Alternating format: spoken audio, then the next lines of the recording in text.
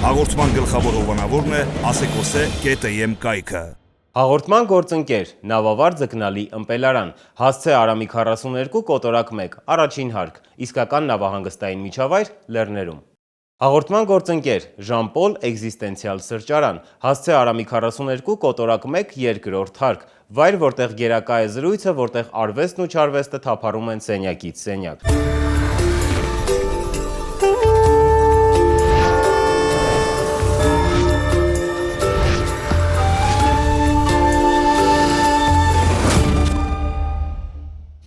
Կտորմը Հայաստանում այսօր գիտնական ամուսիններ են, որոնք իրենց երազանքը վերածելով քրտնաջան աշխատանքի ստեղծեցին Հայաստանի առաջին կոսմետիկ բրենդը։ Այն միավորեց Հայաստանի գույնը, հայկական հողի բարիքները և նորագույն տեխնոլոգիաները։ Մեր աշխատանքում ձեր գեղեցկությունը մեր մտքում է, իսկ առողջությունը մեր սրտում։ Կարգախոսով հայկական ապրանքանիշի հիմնադիրները երևանցի ամուսիններ Արա և Անահիտ Մարկոսյաններն են, ովքեր շուրջ 20 տարի ապրել են Միացյալ Նահանգներում, սակայն վերադարձել են Սիլիկոնյան հովտից, որպեսզի կյանքի կոչեն իրենց նպատակը։ Մասնագիտությամբ ծրագրավորող Արան և ֆիզիկոս Անահիտն այսօր արդեն իրականություն են դարձրել Հայաստանի լեռնահովիտների բուժիչ բույսերից բարձրորակ արտադրանք ստանալու բիզնես պլանը։ Նաիրյանն ամբողջովին բնական կոսմետիկա արտադրող առաջին հայկական ընկերությունը։ Եղեսպակի ու հազարատերևույթի բույրով ինքնատիպ կտորմը Հայաստանի մասին կպատմեն Արա ու Անահիտ Մարկոսյանները։ Ինչքան ժամանակ պահանջվեց, որպեսզի Նաիրյանի մասին երազանքը իրականություն դառնա։ 4-5 երևի տարի։ Նայած ինչի նկատի ունեք, երբ որ ասում եք իրականություն դառնա։ Եթե հաշվենք այն պահը, երբ որ իսկապես հայտարարեցին, որ գոյություն ունի այսպիսի ապրանքանիշ Հայաստանում, Նաիրյան անունով ամբողջովին բնական հայկական բույսերից պատրաստված կոսմետիկա ներկայացվեց հանրությանը եւ սկսեց վաճառքը, ապա 4 տարի։ Մենք հետազոտական աշխատանքներ էինք կատարում, տեխնոլոգիաների մշակում, բաղադրիչներ, բաղադրատոմսեր եւ այլն։ Ինձ համար համենայնպես մի քիչ ավելի երկար, որտեղ ես որոշակի դասընթացներ էի վերցնում եթերային յուղերի վերաբերյալ, եթերային յուղերի պատրաստվող պարֆյումի վերաբերյալ։ Ձեր հումքը բնական է եւ աճեցվում է Հայաստանում եւ ձեր լաբորատորիան եւ ձեր արտադրամասը գտնվում է Կոտայքի Արա գյուղում։ Այ ինչպես ընտրեցիք այդ տեղը եւ ինչպես են գործընթացները անցնում։ Տեղը ընտրել ենք գիտականորեն։ Գիտեք ինչ, եւ մեր ամենասկզբից լաբորատորիան Երևանում էր գտնվում, Երևան կենտրոնում, Կինոռոսիայի մոտ։ Եվ այն պահը, երբ որ եկավ, որ պետք էր ընդլայնվել եւ իսկապես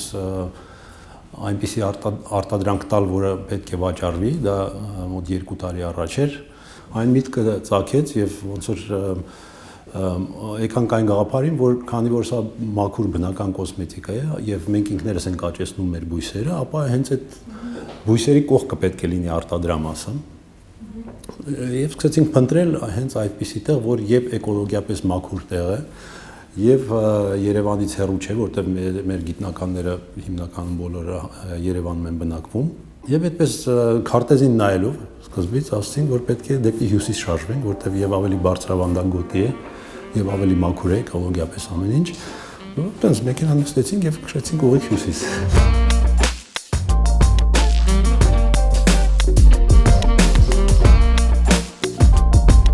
Ստացել ենք մեր դամասկոսյան վարդը,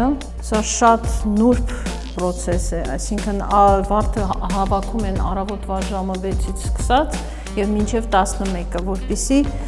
մաքսիմալ յուղի քանակությունը բռնացնենք։ Այստեղ կարող ենք տեսնել, թե ինչպես է վարդի թերթիկներից յուղ թորվում, շատ թանկարժեք յուղ է, համարյա թե ոսկու գնի եւ Հայաստանում առաջի անգամ է արվում, համենայն դեպս ժամանակակից Հայաստանում սա առաջի փորձն է վարդի թերթիկներից յուղ քամելը։ Այստեղ մենք տեսնում ենք վարդի թերթիկները այս տեղ են եւ տակից գոլորշի է տրվում, տակ գոլորշու ազդեցության տակ յուղը առանձնանում է եւ հետո սառնարանով անցնելուց արդեն թափվում է այստեղ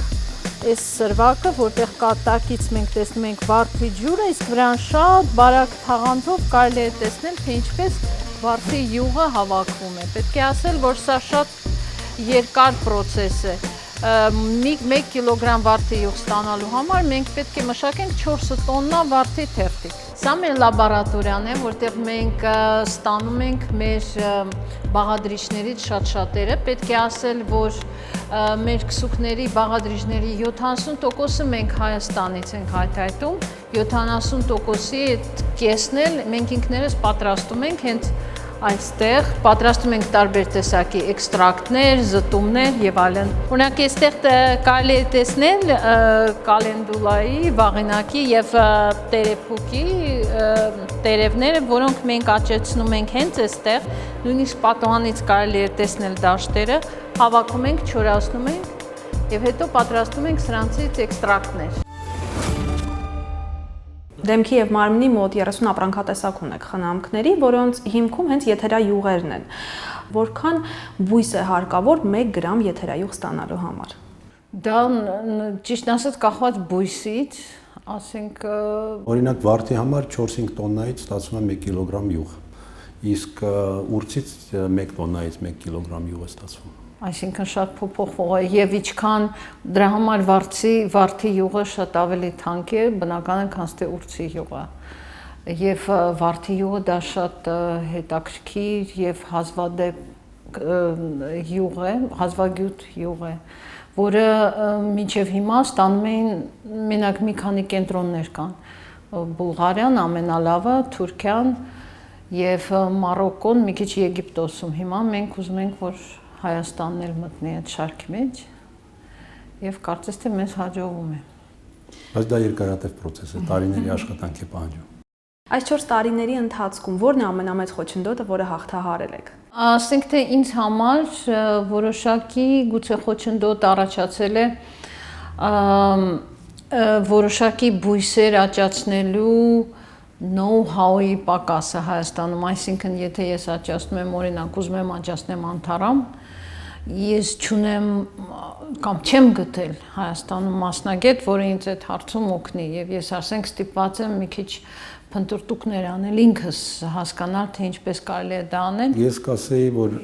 գործի կազմակերպումը Հայաստանում բավականին բարդ process է եւ դա երևի ամենամեծ դժվարություններ, որ դեռ շարունակում ենք հաղթահարելու գործընթացի մեջ են գտնվում։ Քանի որ խոսեցինք խոչընդոտներից, դուք մոտ 20 տարի Միացյալ Նահանգներում եք բնակվել եւ որոշել եք վերադառնալ Հայաստան եւ այստեղ հիմնել այս ամենը, բայց գիտության համար կարծես թե այնքան էլ նպաստավոր ժամանակ չէր եւ Միացյալ Նահանգներում հող ավելի պարարտ չէր այս ամենը սկսելու համար։ Եթե տառացիորեն խոսենք, ոչ, հող ավելի պարարտ չէր, Հայաստանի հողը ավելի պարարտ է եւ այն հենց բույսերի համար, որ մենք աճացնում ենք, Հայաստանը ուղղակի բացառիկ տեղ է իր բնակ կլիմայական պայմաններով։ Եվ եթե դա էլ մենք միացնում ենք մարդկային հզոր ներուժի հետ, ապա ստանում ենք մի բացառիկ այդպիսի միջավայր, որտեղ միայն այսպիսի միջավայրում կարելի է ստեղծել այդ նաիրյան կոսմետիկա։ Մենք բնակվել ենք Սանտա-Ռոզա դել Հյուսիսային Կալիֆոռնիայում,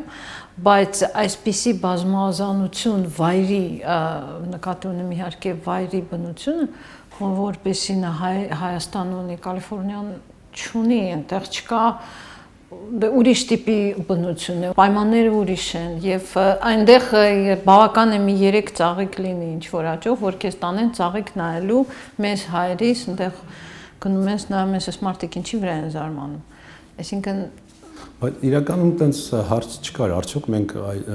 որոշել էինք բնական կոսմետիկա արտադրել եւ հիմա մտածում ենք արդյոք Կալիֆոռնիայում պետք է արտադրենք թե Հայաստանում, այդպիսի հարց երբեք կանգնած չի եղել։ Պրոյեկտը ինքը սկսվել է մի քիչ ուրիշ ավելի նկատառումներով, հենց այն նույն բազմազանությունը բույսերի, որ Անահիտը նշեց, տեսնելով դա եւ հրճվելով այդ բազմազանությամբ մեկ անգամ երբ որ ճամփորդում ենք Հայաստանում, Անահիտը ասաց, իսկ ինչու չեն կարող հենց այդպիսի եթերային յուղերի մի փոքրիկ արտադրամաս ունենալ եւ հենց այդպես էլ ոնց որ միտք ծագեց եթերային յուղերի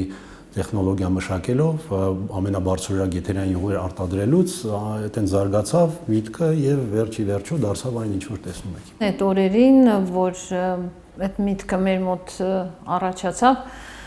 Ես սկսեցի կարծես թե ուշադրություն դարձնել նրա վրա, որ Հայաստանում շատ հանքեր են բացվում եւ ոչնչացվում է բնությունը անվերադարձ։ Եվ այդտեղից սկսեցի մտածել, բայց ինչու։ Միթե չի կարելի ավելի ինչ-որ բիզնեսը վարել այնպես կայուն ձևով վերարտադրելի հումքի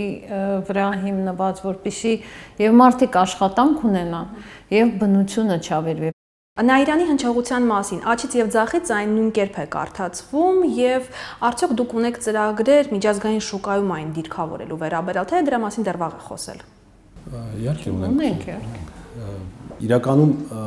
Նաիրյանի արտադրանքը բավականին բացառիկ է, այն իմաստով, որ շատ քիչ ընկերություններ, չնայած տասնյակ հազարավոր ընկերություններ կան, որ արտադրում են խնամք, մաշկի խնամք եւ մազի խնամք, բայց եւ հազարավոր, որոնք բնական հումքի հիման վրա են արտադրում այդ բաները, բայց Նաիրյանի նման ընկերություն շատ չկա։ Գուցե տասնյակներ ամենաշատը ամբողջ աշխարհում,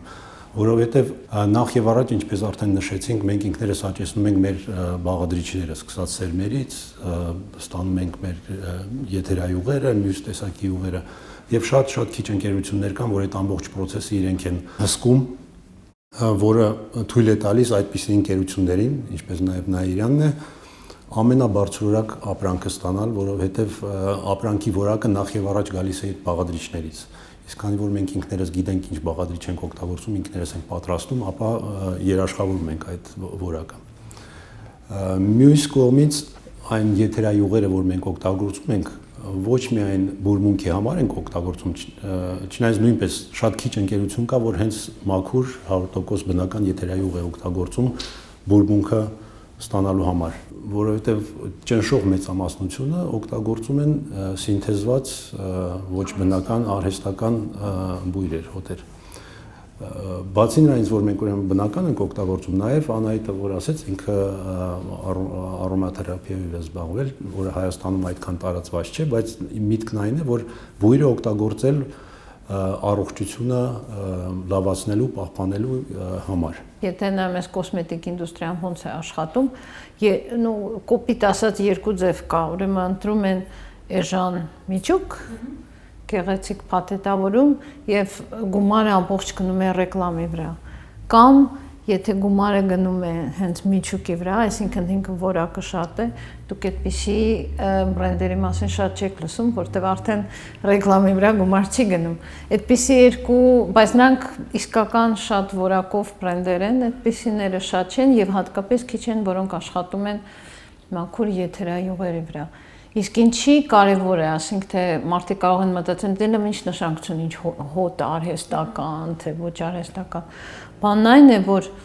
արհեստական հոտը դա մոլեկուլներ են, որոնք շատերից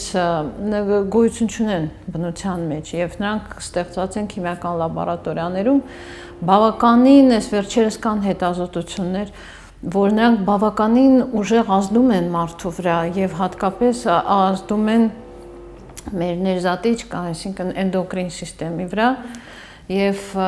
դրանք նույնիսկ կոչվում են endocrine disruptors, այսինքն ինչ որ ձևով խանգարում են մեր էնդոկրին համակարգի ճիշտ աշխատելուն։ Դրա համար մենք աշխատում ենք զերծ մնանք նման արհեստական բույրերից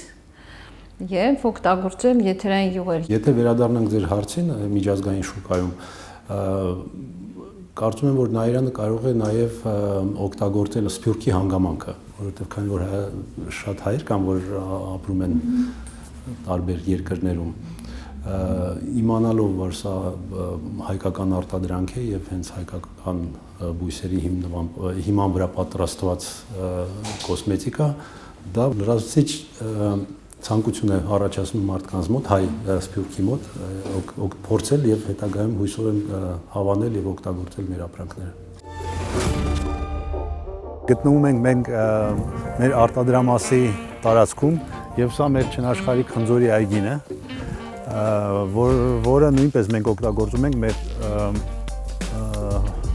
կրեմերի եւ ապրանքների մեջ, որ ստանում ենք պեկտին եւ որը շատ նույնպես ինչպես մնացած բաղադրիչները բնական եւ մեր հողից ստացված բաղադրիչներ են։ Ունենք նաեւ անթառամ, որը Հայաստանում շատ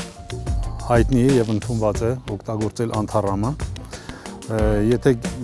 Եթե գնաք կամայական գյուղ կամ փոքրիկ քաղաք Հայաստանում, կտեսնեք, որ տատիկները ծախում են այս փոքրիկ փունջեր եւ ասում են՝ «Տղա ջան, որ խմես լյարդդ կլավանա»։ Սրանից։ Եվ իսկապես այդպես է։ Նաիրյանի համար անթառամը մի ուրիշ մեծ արժեք ունի, քանի որ անթառամի եթերային յուղը շատ թանկարժեք յուղ է եւ օգտագործվում է մեր տարբեր ապրանքների մեջ։ Ցավոք սրտի հայկական անթառամը այդքան էլ յուղ չի պարունակում իր մեջ, դրա համար մենք հատուկ այսա իտալական տարատեսակն է անթառամ ծաղիկի, որը մի քիչ ավելի կարելի ասել մսոտ է եւ յուղոտ, եւ մենք իրեն ոնց որ բերել ենք Հայաստան, որովհետեւ ինքը իրեն շատ լավ է զգում այստեղ, քանի որ շատ մոտիկ բարեկամ է եւ քույրիկ է հայկական անթառամին, հենց որ հայերն ու իտալացիները նույնիսկ այս ոլորտում իրար հետ ընկերություն կանեն։ Կարող եք հոտ քաշել։ Շատ ուրիշ բազմամյա արոմատիկ բույսերը, որ մենք աճեցնում ենք, իրենք շատ կայուն են եւ չեն ցրտահարվում, կարկուտից չեն բախում, այսինքն եթե գյուղացին հայ գյուղացին բացի իր ծիրանի կամ դեղցի այգուց ունենա կողքից նաև օրինակ անթառամի կամ ուրցի կամ նման բազմամյա բույսերի մի փոքրիկ դաշտ, ապա որը չի վախի ոչ ցրտահարությունից, ոչ կարկուտից, ապա այդ տարին ինքը ապահոված կլինի գոնե որևէ եկամուտով, քանի որ եթե բերի այդ բերքը Նաիրյան, մենք հաճույքով կընդունենք այդ բերքը։ Եվ ինքներս մենք փորձում ենք գյուղացիներին ապահովել սերմերով, տեխնոլոգիաներով, իրենց փորձում ենք սովորեցնել ինչպես են աճեցնում այսպիսի բույսեր, որոնք այդպիսի բույսերի աճեցնելը, այդ արոմատիկ բույսերի աճեցնելը այդքան էլ ոնց որ ավանդական չէ Հայաստանի համար։ Որքանով են համայնքի բնակիչները ներգրաված այդ նոր պրոյեկտին ձեր եւ արդյոք այդտեղ նոր աշխատատեղեր են բացվել։ Գյուղում աշխատողներից առնվազն կեսը հենց Արա գյուղից է։ Գյուղի աշխատակիցներից։ Դուք ֆանտաստիկ վստահություն ունեք հայկական հողի նկատմամբ։ Սովորաբար դա լինում է այն դեպքում, երբ մի քանի սերունդ ապրում է եւ ստեղծագործում է այդ հողի վրա։ Դուք արմատներով որտեղից եք։ Ես իմ բոլոր նախնիները հենց այս Հայաստանից են, Երևանից, Մեղրիից, Շուշիից եւ Բաքվից, ասենք, եթե վերցնեմ իմ բոլոր եւ այո, ես ինքս մեծացել եմ, ծնվել մեծացել եմ Երևանում, Արանել ծնվել մեծացել է Երևանում։ Մեր ծնողներն էլ են ծնվել մեծացել Երևանում, այսինքն այդ իմաստով երկրորդ սերունդ ենք Երևան։ Իսկ ինչպես եք հանդիպել։ Դպրոցում։ Դպրոցում։ Մենք երկուսս էլ այդպես դե մեր ծնողները երևանցի են։ Առաջ անգամ հանդիպել են երևի պիոներ ընդունել։ Հա, մենք մեզ միասին պիոներ են ընդունել։ Մենք երկուսը Երևանի համար 132 դպրոցում ենք սովորել։ Մեծ դպրոց էր, ես կասեի, ահա այդ պիոները ընդունվել է հիշում եմ, բայց հետո Արայի հետ շատ չի շփվում, որտեվ իրենց դասարանը չար տղաների դասարան էր։ Իսկ մեր դասարանը խելոք աղջիկների դասարան, մենք իրանց հետ ընկերություն չէինք անում։ Մինչև 8-րդ, հետո 9-րդում այդ դպրոցը մաթեմատիկական թեկումով էր եւ ստեղծեցին մաթեմատիկական թեկումով դասարան եւ մենք տարբեր դասարաններից հավաքվեցինք այդտեղ եւ այնտեղ ես Արային հանդիպեցի։ Եթե չեմ սխալվում, սա առաջին դեպքն է, երբ ընտանիքով աշխատում եք մեկ պրոյեկտի վրա։ Արդյոք դա հեշտ է։ Հա, գիտեք, ամենադժվարինը, որ աշխատանքը չի վերջանում, ասինքն գալիս ես տուն, էլի նորից սկսում ես աշխատանքային հարցեր քննարկել եւ այնպես է, որ 24 ժամ դու անդադ աշխատում ես։ Չգիտեմ, դա լավ է թե վատ, մի քիչ հոգնեցուցիչ է, ճիշտն ասած։ Չէ, իհարկե նույնիսկ կամայական բիզնես, կամայական ամուսինների համար դա առնվազն երկրորդ պրոյեկտն է, որտեղ առաջի պրոյեկտը ընտանիքն է։ Իսկ այդ իմաստով հիմա դա այդպես չի, բայց ասենք 1 տարի առաջ մեր երեխաներն էլ հիմա միայն մեր տղան է մասնակցում, բայց անցյալ տարի մեր աղջիկներն էլ մասնակցում, այսինքն ամբողջ ընտանիքով մասնակցելով այս պրոյեկտին, ոնց որ լրիվ մի նոր զգացողություններ եւ մի նոր փորձառություն։ Հա, շատ հետաքրքիր, որ հատկապես ամբողջ ընտանիքը դե պատկերացրեք, ասենք, Գոնե ասենք, որ հավաքում են ճաշը սեղան մոտ, գոնե ուրիշներ հարցնում են երեխաներին ինչպես անցավ քո օրը։ Մեր մոտ շարունակվում է արտադրանքային ինչ-որ ժողով։ Ոչարեց։ Բայց դա իհարկե ինձ թվում է մեր երեխաների համար էլ դա շատ հետաքրքիր փորձ էր։ Ոչ միայն մեզ համար, իրանց էլ էր հետաքրքիր, որ ինչպես է ստացվում, որ ամբողջ ընտանիքը աշխատում է մի բիզնեսի վրա։ Իհարկե շարունակվում է, անցյալ կատարյալով չի կարելի խոսել եւ դեռ շատ գործեր ունենք անելու, որպեսզի Նաիրյանը դառնա հաջողակ ընկերություն։ Տեղափոխվելով Հայաստան, Արան եւ Անահիտը նպատակ ունեին ոչ միայն բնական կոսմետիկա արտադրել ու վաճառել, այլև ներդրում ունենալ բուսաբանության, քիմիայի եւ այլ ոլորտներում։ Ի վերջո նրանք ցանկանում էին, որ հայ կանայք, նաև տղամարդիկ ունենան բնական բուրավետ կոսմետիկա, որոնք առանց առողջությունը վնասելու կարող են ամեն օր օգտագործել։ Բնական կոսմետիկա արտադրող ընկերությունն իր լաբորատորիան եւ արտադրամասը հիմնել է Կոտայքի մարզի Արագյուղում։ Այն նպաստում է տեղական էկոհամակարգի բարելավմանը, ինչպես նաև օգնում Արագյուղի բնակիչներին ներգրավել բիզնես աշխատանքներին։ Ինչպիսին է ձեր կտորմը Հայաստանը եւ ինչպիսի բույր ունի այն։ Իմ կտորմը Հայաստանը շատ բազմազան է, ես երիտասարդ ժամանակ շատ եմ գնացել արշավներ, բնական է, որ բնությունը շատ մեծ դեր է խաղացել եւ կարեւոր է, այսինքն մեծ ազդեցություն է թողել իմ զարգացման եւ հայ դառնալու մեջ։ Մյուս կողմից Երևանն եմ շատ սիրում, որտեղ Երևանում ծնվել մեծացել եմ եւ ամեն անգամ վերադառնալուց չնայած որ Կալիֆոռնիայում էլ երկար ապրել ենք եւ սովոր ենք այնտեղին, հարմար է կյանքը։ Մի ամիս ճամփորդությունից գործուղումից հետո նոր վերադարձել եմ մի քանի օր առաջ եւ երբ որ դուրս եկա փողոց, նորից սիրտս ուրախացավ եւ լցվեց այս գարնանային ուրախությամբ։ Այնպես որ եւ բույրն էլ այդ այնց գարնանային հունիսի, մայիսի այդ բուրմունքները եւ ամառվա այն շոկին, երբ որ սարերս գնում, ուրցն է երևի։ Հիմնականում ճնշող հոտը դա ուրցն է, դա էլ է։ Ու ես կարող եմ մի անգամից ասեմ, այ մեր հազարաթերթի բույրը ինձ համար դա Հայաստանի բույր է։ Ես որ գնացի տեղափոխվեցի Միացյալ Նահանգներ, հիշում եմ առաջի անգամ որ տեսա այդ ծաղիկը, այնտեղ վայրի չի աճում, ինչ որ մեկի ծաղկամանում աճում էր։ Ես իսկույն գնացի, վերցրեցի ծաղիկը, տրորեցի ձեռքերիս մեջ, հոտ քաշեցի, դա ինձ համար Հայաստանի բույրն է։ Մեր հազարաթերթը ռուսերեն ասում են տիշի լիսնիկ, անգլերեն yarrow, դա իսկական ինձ համար հայկական բույս է եւ չքնաղ բույս է, որտեվ վեր կամ քիչ հատկություններ ունի։ Լատիներեն կոչվում է Achillea, որովհետեւ Achilles-ը այդ խոտով բուժում է իր զինվորների վերքերը։ Եվ մենք հիմա պատկերացեք ինչ հիմա ինձ համար երջանկություն է, որ մենք դրանից ստացնում ենք եթերային յուղ եւ օգտագործում ենք մեր քսուկի մեջ, որը օգնում է հենց այդպիսի դեմքի վրայի վերքեր բուժելուն։ Մոծակի կտներից էլ շատ օգտակար։ Այնպես որ ես ուղղակի շատ երջանիկ եմ, որ կարողացա այդ բույսին կարծես թե երկրորդ կյանք տալ։ Հատկապես Հայաստանում, որովհետև շատ ցավալի էր ինձ համար միշտ, որ Հայաստանը, որը միշտ եղել է միջնադարում դեղաբույսեր հավաքելու միտեղ, այսինքն կարավանները, որ անցնում էին